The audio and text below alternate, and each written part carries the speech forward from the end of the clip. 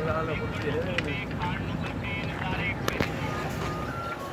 10 ਰੁਪਏ ਦੀ 20 ਰੁਪਏ ਦੀ 30 ਰੁਪਏ ਦੀ ਔਰੇਂਜ ਮੈਂਗੋ ਖਾਲਸਾ 5 ਰੁਪਏ ਦੀ ਠਾकुर के दिल बहार